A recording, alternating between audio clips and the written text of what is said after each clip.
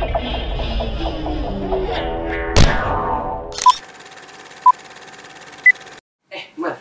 kesempatan kita buat masuk PTN itu cuma 2 ya? SNMPTN sama SBMPTN? Tenang aja J, ada 1 jalur lagi kalau kita pengen masuk ke PTN yang kita mau. Loh, seriusan? Apaan itu, Mas? Nah, ini tuh clue untuk jalur tersebut J, namanya jalur mandiri. Semua PTN buka jalur ini, jadi kesempatan kita luas banget. Wah, seriusan? Gue baru tahu, Mar. Berarti kesempatan kita buat masuk PTN negeri itu masih banyak dong ya? Bener banget. Nah, kayaknya itu ruangannya deh J, yuk kita ke sana. Yuk. Assalamualaikum warahmatullahi wabarakatuh. Halo semuanya, balik lagi di Tosan Talk Show Santai. Jadi pada episode Tosan kali ini kita tuh mau ngebahas jalur yang katanya nih jadi nyawa terakhir untuk masuk ke PTN nih. Nah, sebelum kita masuk, kita kenalan dulu sama pemateri-pemateri yang pastinya keren banget. Ada Kak Jidan sama Kak Selin. Boleh perkenalan diri dulu, Kak? Oke, halo semuanya, perkenalkan nama gue Muhammad Jidan Darmawan. Gue dari Fakultas Filsafat, kampusnya Universitas Gadjah Mada. Widih,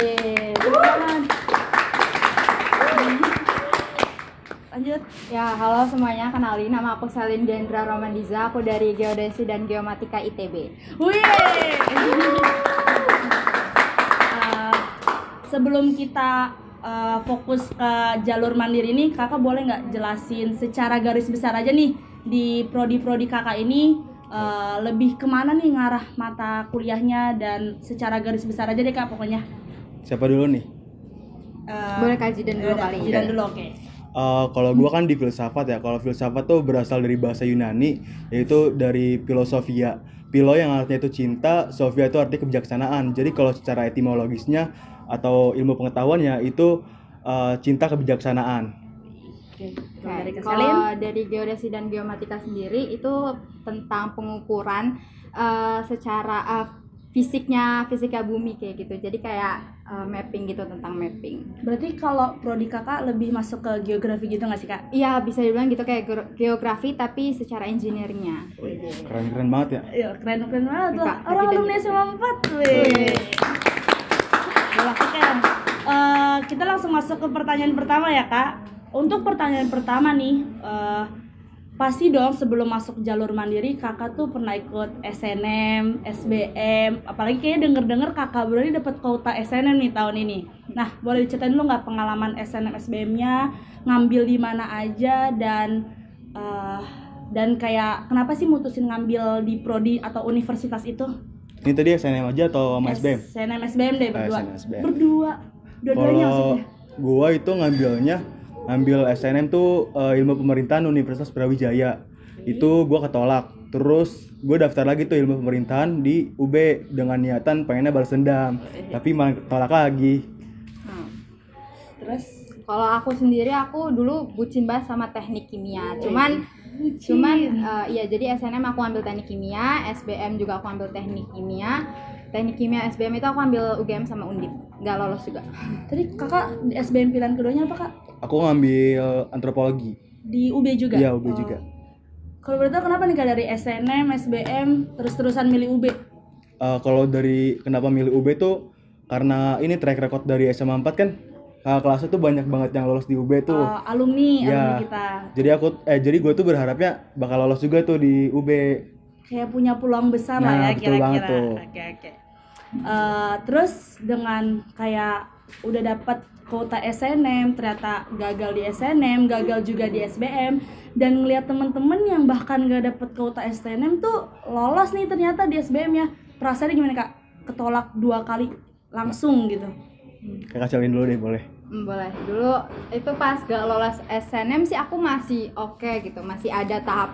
Karena waktu itu aku kebetulan ikut PPKB juga, PPKB UI, terus aku masih kayak berharap PPKB UI masih ada, SBM masih ada. Terus aku kayak ya udahlah, tenang aja gitu, nggak apa-apa, belum rezeki gitu. Cuman pas di SBM kan itu udah pengumuman PPKB juga dan itu nggak lolos, terus SBM nggak lolos, itu aku ngerasa itu ini ya titik terendah aku waktu itu. Benar-benar kayak pas ngeliat pengumuman aku nggak lolos, terus pas tahu yang lolos itu skornya berapa, itu benar-benar kayak ya Tuhan, kenapa aku nggak ngerjainnya tuh kenapa nggak benar gitu. Tapi aku ngerasa di situ benar sih, cuman ya mungkin rencana Tuhan beda ya.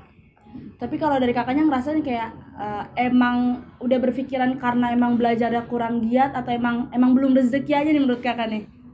Nggak tahu ya, nggak taunya gimana, cuman aku ngerasa aku udah melakukan yang terbaik gitu, cuman emang belum jalannya aja. Ih, keren banget jawabannya, filosofis banget. Aduh, jangan gitu dong. Next Kak Zidan gimana nih? Kalau gua itu kan di SNM tuh sebenarnya kan penolakan pertama ya, jadi kayak berasa sedih banget. Apalagi banyak teman-teman tuh yang keterima di UB, jadi perasaan sedihnya tuh makin banget tuh. Tapi pada saat di SBMPTN itu kan penolakan kedua, jadi perasaan mentalnya juga udah mulai kuat tuh.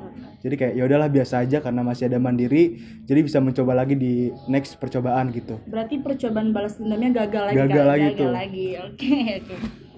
Terus kan udah nggak dapat SNM, nggak dapat SBM, akhirnya mutusin pasti nyawa terakhir nih jalur mandiri. Nah, boleh nggak sih cerita berapa jalur yang diikutin, terus berapa jalur yang keterima, dan kenapa sih kakak mutusin untuk milih di prodi yang sekarang dari beberapa jalur yang kakak Jidan sama Kak Selin terima? Oke, dari siapa dulu nih, Kak? Ayo siapa? Oh, Kak Jidan dulu aja deh. Oke. Kalau gua kan daftar di Mandiri itu UNY sama UGM. Kalau di UNY itu sebenarnya jalurnya itu ada 3. Yang mana itu ada yang pertama ada jalur prestasi, terus juga jalur UTBK sama jalur rapot. Kalau pada saat itu gua tuh daftarnya yang jalur rapot. Gua daftar di manajemen pemasaran dan juga gua di situ keterima tuh. Terus di Mandiri yang kedua itu gue daftar UGM, filsafat UGM. Itu cuma daftar filsafat karena emang pada dasarnya pengen filsafat juga tuh pada situ. Terus kenapa milih akhirnya filsafat? Mungkin karena kan gue tuh suka banget baca-baca buku ya. Terus kayak senang aja baca buku, apalagi baca-baca buku filsafat yang kayak mikirnya tuh rada-rada susah. Akhirnya senang, tertarik, keterima. Ya udah akhirnya milih filsafat gitu deh. Ini karena anginnya kenceng, tanamannya agak jatuh. Aku benerin dulu ya, Kak. Boleh, Aduh. boleh. Anginnya ya banyak ya. Anginnya agak banyak, Kak. Emang kita kan lagi di Outdoor, sepoi-sepoi. Talk show ini emang penuh dengan kan tanaman Tosan, gini. Oh, iya. talk show santai. Asik. Wede. Benar. Dulu dong. Oke. Lanjut dari Kak Zidan udah, dari Kak Selin boleh nih pengalaman mandirinya gimana? Kalau mandiri kan aku kayak tadi dibilang ya kayak berasa nyawa terakhir gitu. Aku coba masukin aja, aku ikutin banyak banget. Aku ikut UB, Undip, UI, UGM, ITB, UNS, Unpad, IPB. Agak banyak ya, agak Kak? banyak Agak ya. banyak. Terus Uangnya banyak iya, juga oh, kayaknya. nggak gitu. Cuman karena nyawa terakhir jadi kita kayak ngasih yang sebisa kita gitu. Terus kalau aku di situ banyak ya masukin jalurnya gitu, masukin jurusannya gitu. Cuman aku keterimanya di 3, di ITS itu jurusan kimia, terus habis itu Undip jurusan teknik kimia, sama ITB jurusan geodesi dan geomatika gitu. Terus kan tadi di awal kakak tuh ngomong cinta banget sama teknik kimia ya kan. Terus kenapa akhirnya mutusin melenceng nih dari teknik kimia malah ngambilnya di ITB nih? Ya, jadi kan pertama dari ITS dulu, ITS pengumuman gitu, terus pengumuman baru Undip gitu. Terus karena ITS mungkin nggak sesuai jurusan gitu, nggak sesuai passion gitu, terus langsung bisa tuh pindah ke Undip gitu. Meskipun udah bayar waktu itu di ITS, agak sakit hati sebenarnya gitu. Terus habis itu ya udah Undip. Pas Undip mau bayar si ITB pengumuman juga tiba-tiba kayak dipanggil gitu. Terus habis itu banyak ya faktornya kayak jarak juga, terus habis itu prospek kerja juga. Geodesi dan geomatika ini sebenarnya jarang ya, cuman prospek kerjanya lumayan luas kayak gitu. Terus jadinya ya udah deh aku milihin. Nih aku mau balik lagi ke Kak Zidan, ngomongin soal jalur mandiri. Aku tuh denger UGM itu ngebuka jalurnya tuh secara bukan online ya Kak, padahal di tengah pandemi dia secara offline. Itu kakak boleh cerita nggak jalur apa aja, di mana aja? Oke. Kalau UGM maksudnya. Kayaknya belum move on nih UB. Kalau UGM tuh ya, Kak, sama iya. UB. Dulu soal ditolak 2 kali. Gak apa Kak? UGM Jadi, udah di better. Nah, oke. Jadi dulu tuh di UGM waktu aku tes itu ada 2 jalur. Yang pertama di UGM-nya di Jogja, lalu yang kedua ada juga di Jakarta, itu di kampus Pascasarjananya. Pada saat itu gua daftarnya di Pascasarjana. Jadi di sana tuh kalau UGM ya khususnya Ya. dia itu menggunakan nilai UTBK sama tes lagi tuh, tes ujian. Iya. Okay. Jadi dua nilai itu sebagai pertimbangannya untuk masuk UGM. Terus aku dengar tuh ada perbedaan ini ya Kak, biaya untuk tes di sana dan di Jakarta. Itu gimana sih Kak? Maksudnya perbedaan biaya pendaftarannya atau gimana tuh? Oh ya itu juga bener sih. Kalau di UGM yang di Jogja itu kalau nggak salah ya itu daftarnya 350. 350. Tapi kalau gue yang di pasca sarjana yang di Jakarta itu daftarnya kalau nggak salah 550. Lupa inget juga sih tapi sekitaran segitu. Oke. Lumayan mahal juga emang. Lumayan mahal sih, Iya. tapi kan kalau dapet Wah gitu. nggak itu ya Kak, Iya, nggak betul masalah banget. tuh awal. Oke. Sebelum ke terakhir nih pertanyaan penutupnya, kalau kata orang nih jalur mandiri ini tuh kan ibaratnya katanya tuh jalur pakai banyak uang ya Kak. Nah dari Kak Sherina sama Kak Zidan bisa membenarkan atau mau ngasih pandangan lain tentang jalur mandiri ini, boleh nih? Kalau sebenarnya kalau misal mandiri itu bisa dikatakan benar menggunakan uang pangkal yang besar, bisa dikatakan juga enggak juga, karena beberapa kampus contohnya seperti UI dan juga UGM itu tidak menggunakan uang pangkal atau uang pangkal kecil lah gitu. Apalagi UGM nggak pakai. Kalau misalnya UI yang jalurnya reguler ya setahu aku tuh Ya, itu nggak pakai uang pangkal. kalau paralel pakai yang UI. Ya, Nah, paralel kalau pakai. dari pengalaman kakak nih yang banyak banget ngedaftar mandirinya Itu untuk biaya.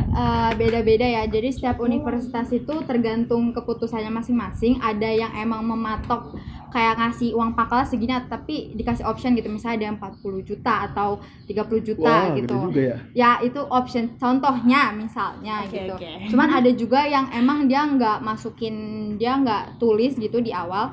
Cuma nanti ada uang pangkalnya. Kayak kemarin di TB aku nggak ditulis, maksudnya kita nggak masukin uang pangkal, cuma nanti ada uang pangkalnya dan udah ketetapan gitu satu fakultas, jadi semuanya sama. Nggak satu fakultas, satu universitas. Jadi kayak baru menetapkan setelah dinyatakan diterima di dalam di ITB kalau kayak gitu ya Kak. Kalau di ITB. Sebenarnya nggak kayak gitu sih, kayak udah dijelasin nih dapetnya segini, cuman kita tuh nggak kayak dilihat dari uang pangkalnya gitu kan. Kadang ada yang bilang kalau mandiri tuh dilihat dari uang pangkal ya, tapi nggak semua kok kayak gitu. Jadi tidak sepenuhnya melihat dari uang Iya, sih. benar.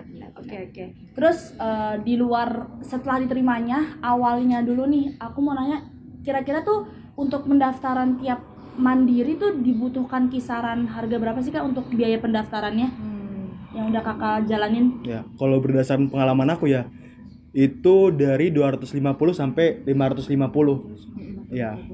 Iya itu satu ini ya. Terus tapi beda-beda gitu loh. Kalau ITS itu dia ngasih pilihan 4 jurusan kayak gitu. 4 jurusan apa 5 gitu di mandirinya.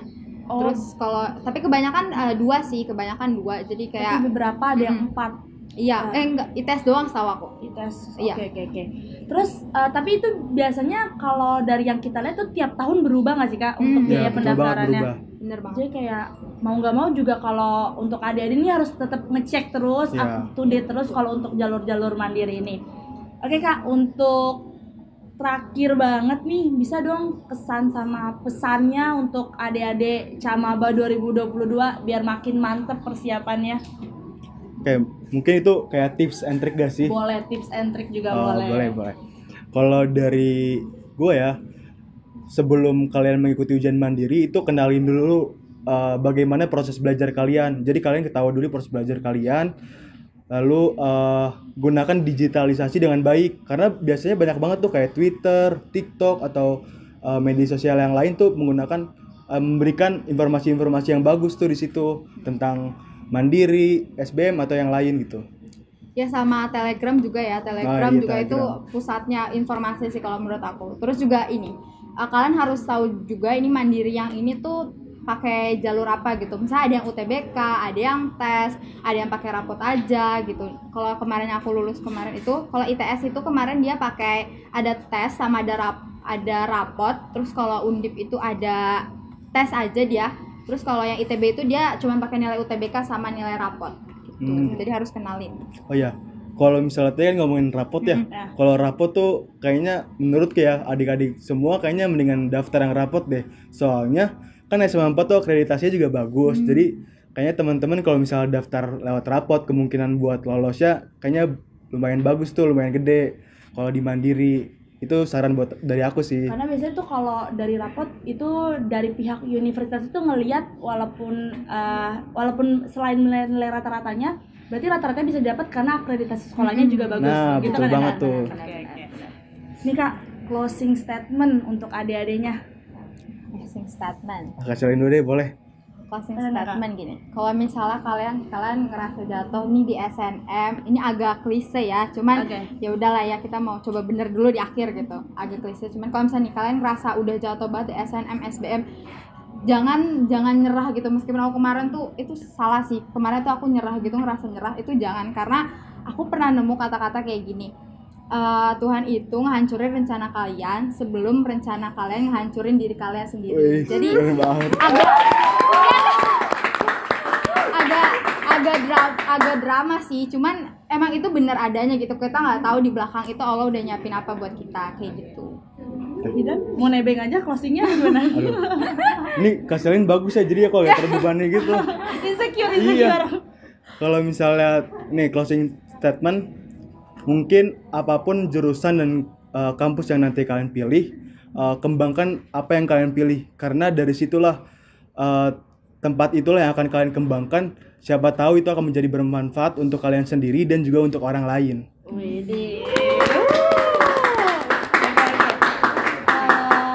Mungkin segitu aja untuk Tosan kali ini. Makasih banyak Kak Selin, makasih banyak Kak Zidan. Mas Sesi. Oke, sampai jumpa di Tosan berikutnya. Bye bye. Bye.